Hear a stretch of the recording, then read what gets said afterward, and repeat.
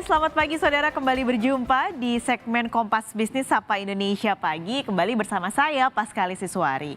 Saudara, kalau Anda tadi menyaksikan program Sapa Indonesia Pagi yang banyak membahas soal kerugian, soal pembatalan U20 Indonesia, tentu tadi kerugian material sudah dibahas banyak sekali. Tidak hanya kerugian material, tapi juga kerugian yang mendera pelatih dan anggota timnas U20. Kita di Kompas Bisnis pagi ini akan bahas lebih banyak soal kerugian material, lalu juga ada imateri lain dari pembatalan ini. Yang pertama kita akan lihat saudara, tentu kalau bicara kerugian pasti ujung-ujungnya adalah duit. Dan ujung-ujungnya lagi adalah anggaran yang sudah dikeluarkan oleh pemerintah untuk merevitalisasi stadion. Kami ambil data ini dari Kementerian PUPR yang memang menaungi soal revitalisasi infrastruktur, salah satunya adalah stadion. Total yang direnovasi untuk persiapan Piala Dunia U20 ada 2 stadion utama dan juga 15 lapangan latihan. Ke-17 stadion ini tersebar di total 5 provinsi, saudara. Ada di Jawa Tengah, lalu juga ada di Bali, Jawa Timur, Jawa Barat, dan juga ada di Sumatera Selatan. Nah, sementara kalau melihat 2 stadion utama yang direvitalisasi adalah ada Stadion Kapten Iwayan Dipta di Gianyar, Bali, dan juga Stadion Manahan Solo. Pembangunan untuk revitalisasi ini bahkan sudah dimulai sejak tahun 2020 kick-off-nya. Kurang lebih sekitar akhir 2020 di bulan November. Ada 3 paket pengerjaan yang dilakukan oleh PUPR. Yang pertama adalah klaster Bali. Ini dikerjakan oleh kontraktor PTPP. Jadi total ada 2 kontraktor besar yang ikut dalam revitalisasi stadion untuk Piala Dunia U20. Pertama ada PTPP, ini ada di klaster pertama Bali dengan nilai kontrak 152 miliar rupiah. Sementara paket 2-nya adalah klaster Solo yang mengerjakan adalah PT Nindya Karya Wilayah 2 dengan nilai kontrak 78 miliar rupiah, dan terakhir paket 3 sama-sama dikerjakan oleh Nindya Karya dengan total 83 miliar rupiah. Sehingga kalau kita totalkan semua anggaran revitalisasi 17 lapangan dan juga stadion ini ada angka 418 miliar rupiah. Bukan angka kecil saudara untuk merenovasi 2 stadion utama dan 15 lapangan latihan. Nah, bicara bola sudah pasti tidak hanya soal revitalisasi stadion tadi, tapi juga pasti banyak sponsor seperti gula dan semut ketika ada pertandingan bola besar, terutama ini adalah kancah internasional, sudah pasti akan banyak sponsor yang mengincar dan rela mengeluarkan uang untuk bisa jadi sponsor utama. Karena sudah pasti tahu balik modalnya ini akan cepat kalau bicara bola di Indonesia. Nah, kami kumpulkan beberapa pengiklan yang di awal tahun ini sudah mengumumkan keikutsertaan mereka sebagai sponsor. Yang pertama adalah MTEK. MTEK berhasil menjadi official broadcaster Piala Dunia U20 2023 dan seharusnya ini menyiarkan 52 pertandingan. Tapi sampai kami riset terakhir tadi pagi, kami belum bisa mendapatkan informasi teranyar pasca pembatalan ini apakah ada kesepakatan yang berubah dari dana yang sudah dikeluarkan oleh MTEK sebagai official broadcaster dengan FIFA, apakah ada perbedaan penyiaran atau bagaimana, belum bisa diketahui saudara. Tapi sudah pasti akan berbeda karena kalau Indonesianya atau Piala Dunianya di Indonesia, MTEK pasti mendapat banyak keuntungan karena menjadi official broadcaster.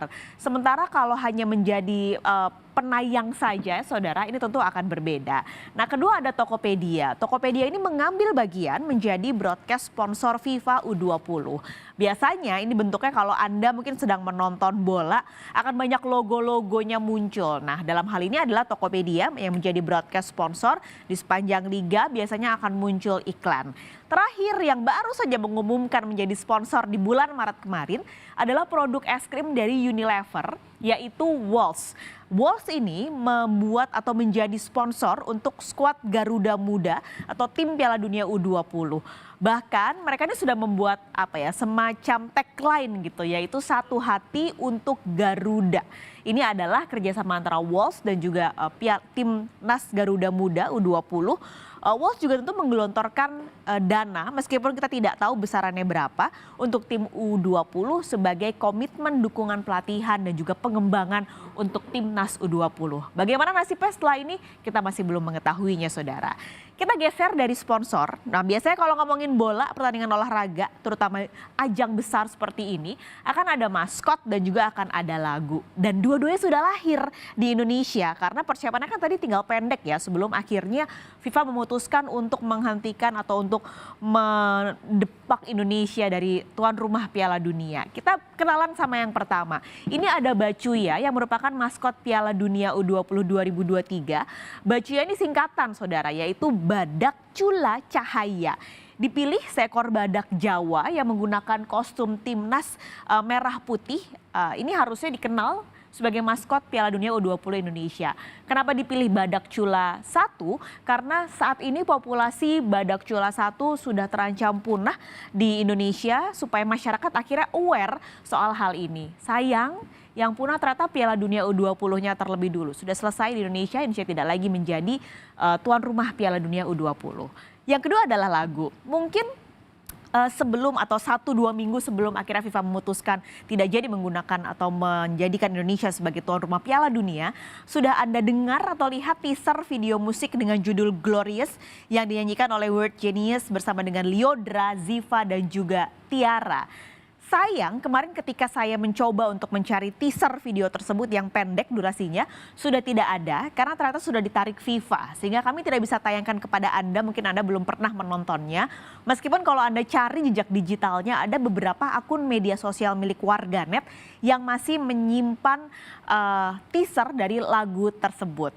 Permasalahan yang ini tidak jelas, nasib dari lagu yang sudah jadi yang dinyanyikan oleh musisi-musisi Indonesia ini apakah nantinya boleh tayang tetap atau tidak. Karena sebenarnya lagunya sudah jadi ini Glorious ini. Selain maskot dan logo kita bergeser, ini belum selesai saudara kerugiannya, ada kerugian lain yaitu yang pertama adalah soal training pemain.